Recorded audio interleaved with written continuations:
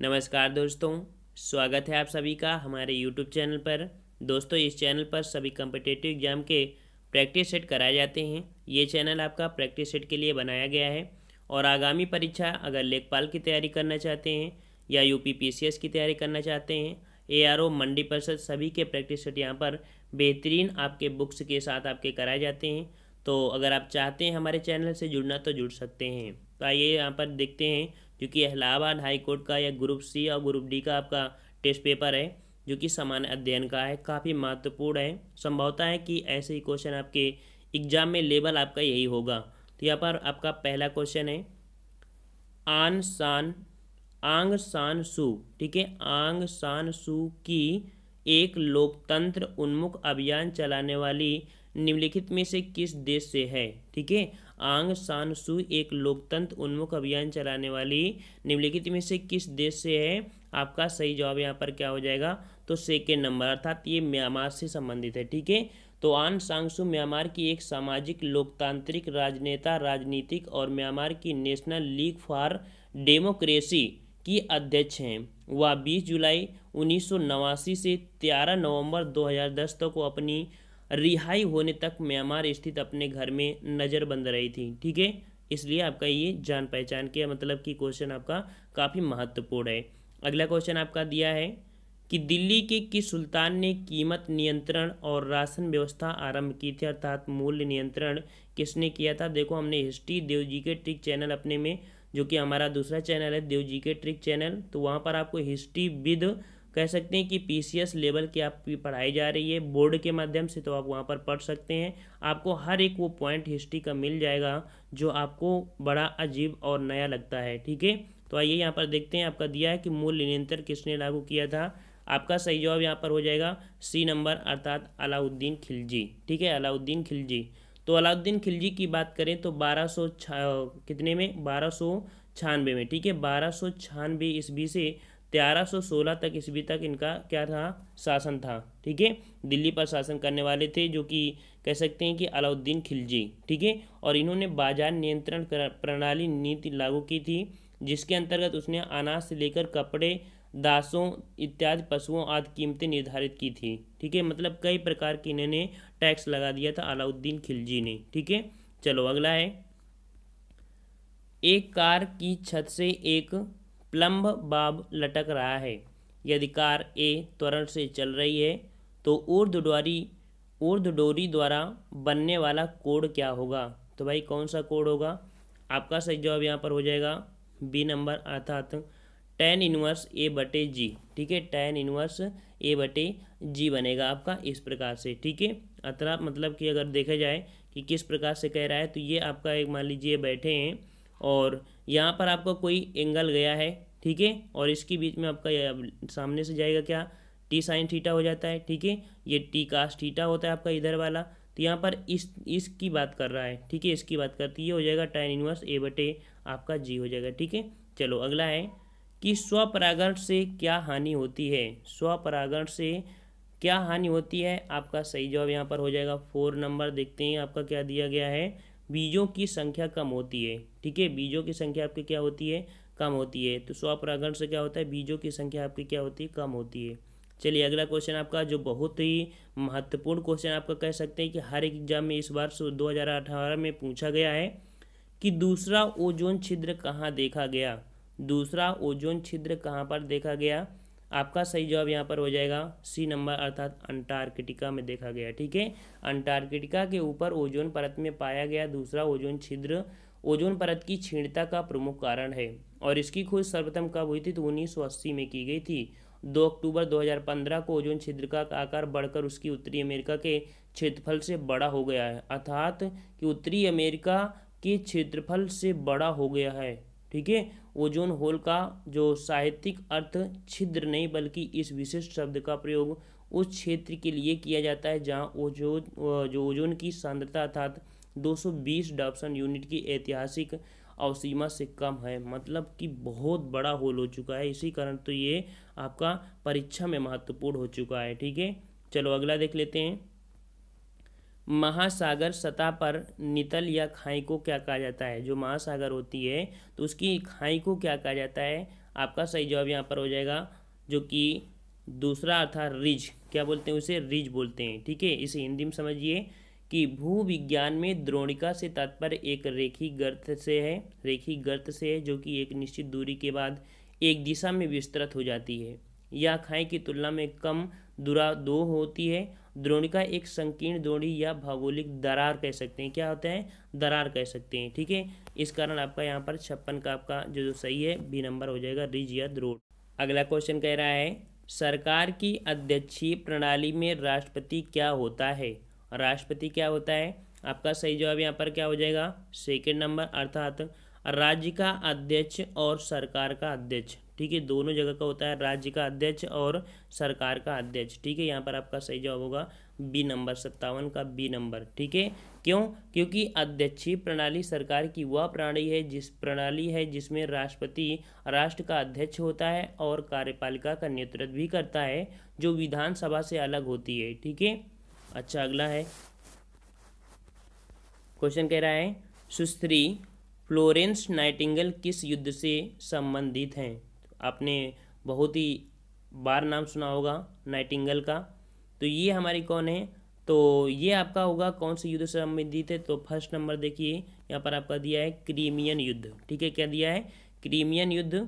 तो Florence Nightingale एक English समाज सुधारक और आधुनिक उपचारा अर्थात नर्सिंग की संस्थापक थी। नर्सिंग की संस्थापक यही थी और वह क्रीमिया युद्ध जो कि 1853 से 1856 के दौरान नर्सों की मैनेजर के रूप में घायल सिपाहियों की सेवा करते हुए प्रसिद्ध हुई।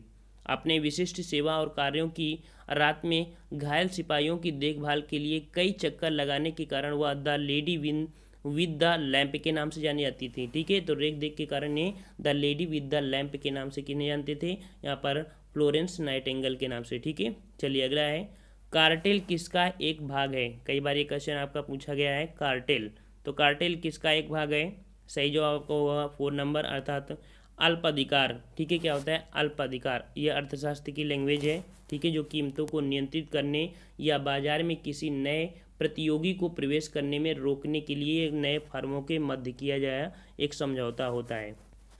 अगला है निम्नलिखित में से कौन सी पहली बहुउद्देशीय परियोजना का निर्माण भारत में किया गया है। तो पहली बहुउद्देशीय परियोजना कौन सी है भाई, आप सबको पता होना चाहिए, तो ये आपकी है दामोदर घाटी परियोजना। ठीक है, दामोदर घाटी परियोजना जो कि भारतीय संविधान सभा के एक अधिनियम द्वारा 7 जुलाई 1948 को अस्तित्व में आई थी और यह स्वतंत्र भारत की प्रथम बहुउद्देशीय नदी घाटी परियोजना है। यह अमेरिका के कह सकते हैं कि टेनेसी वैली ऑर्थेटिक मॉडल पर आधारित है, अर्थात अमेरिका के टेनेसी मॉडल पर बनाई गई है ये आपकी परियोजना। जब हमारी पहली पंचवर्षीय योजना बनी थी ना, तब हमारी दामोदर घाटी परियोजना अर्थात यहाँ पर कई प्रकार की किसानों से संबंधित हमारी परियोजना को बढ़ावा दिया गया था। अगला क्वेश्चन आपका दिया है IKE का तात्पर्य क्या है। IKE का तात्पर्य आपका यहाँ पर पहले देख लीजिए, इंटरनेट की एक्सचेंज, ये आपका सही जवाब हो जाएगा। चौथा आपको ऑप्शन देखने की जरूरत ही नहीं है। चलिए अगला है कि प्रिज्म से गुजरने पर 7 विभिन्न रंगों में विभक्त प्रकाश की परिघटना को क्या कहते हैं। तो प्रिज्म से गुजरने वाला जो प्रकाश होता है अपने रंगों में विभक्त होता है, उसे क्या कहते हैं, उसे कहते हैं आपका बी नंबर देखिए परिक्षेपण। क्या बोलते हैं भाई, परिक्षेपण बोलते हैं। ठीक है, क्योंकि जो सफ़ेद प्रकाश होता है उसमें 7 रंग होते हैं। ठीक है, क्या होते हैं भाई, 7 रंग होते हैं। ठीक है, चलो अगला है ग्लूकोज का संचायक माध्यम क्या है। ग्लूकोज का संचायक माध्यम क्या है, यहाँ पर आपका सही जवाब होगा सी नंबर, अर्थात जो ग्लाइकोजन है। ठीक है, ग्लाइकोजन जो कि ग्लूकोज का बहुशाखीय और पॉलीसैकेराइड रूप में जो जंतुओं और फफूंद की ऊर्जा संग्रहण के रूप में कार्य करता है। अगला क्वेश्चन आपका यहाँ पर 64 कह रहा है भारत के मुख्य निर्वाचन आयुक्त की नियुक्ति किसके द्वारा की जाती है। तो किसके द्वारा की जाती है भाई, तो हम आपको बता दें अगर केंद्र की बात है तो राष्ट्रपति करेंगे और राज्य की बात करते हैं तो राज्यपाल करेंगे।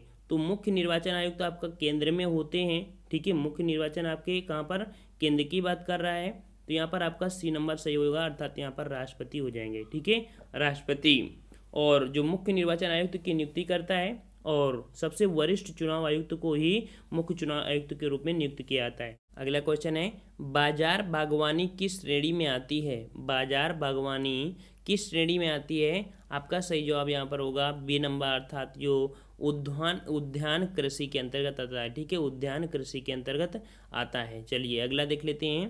क्वेश्चन कह रहा है कि गोलकोंडा में बनाए जाने वाले परिष्कृत रूप में पेंट किए गए सूती कपड़ों को क्या कहा जाता था?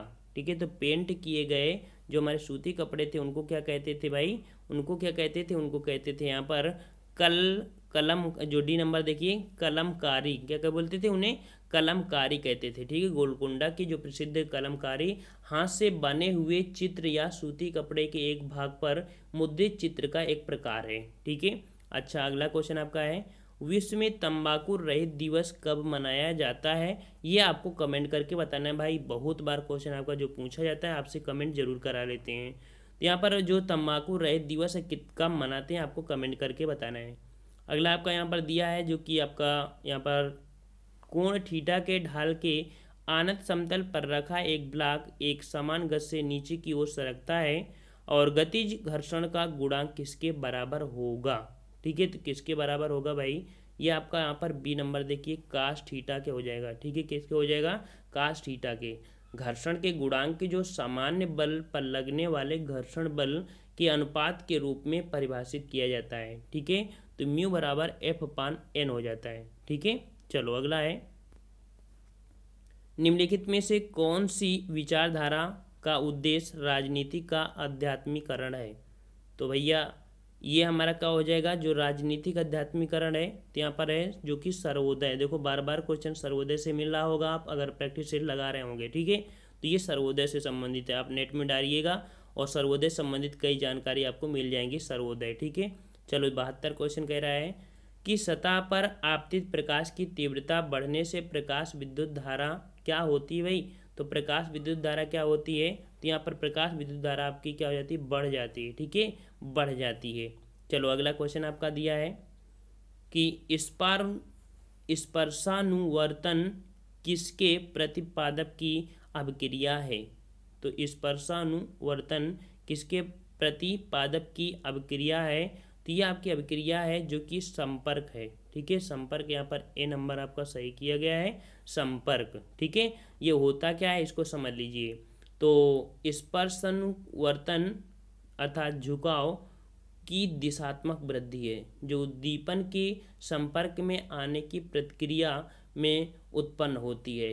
ठीक है, एक प्रकार झुकाव कह सकते हैं।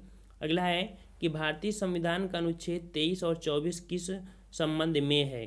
तो कई बार आपको हमने बताया है, तो 23 और 24 आपका किससे संबंधित है? शोषण के विरुद्ध अधिकार, अर्थात आपका यहाँ पर 4 नंबर सही होगा, शोषण के विरुद्ध अधिकार। और लास्ट क्वेश्चन है आपका कमेंट करके बताना है, जो कि हमारे वीडियो का अंतिम क्वेश्चन हमारे है, जो कि हर एक वीडियो में ऐसे आपको बोला जाता है।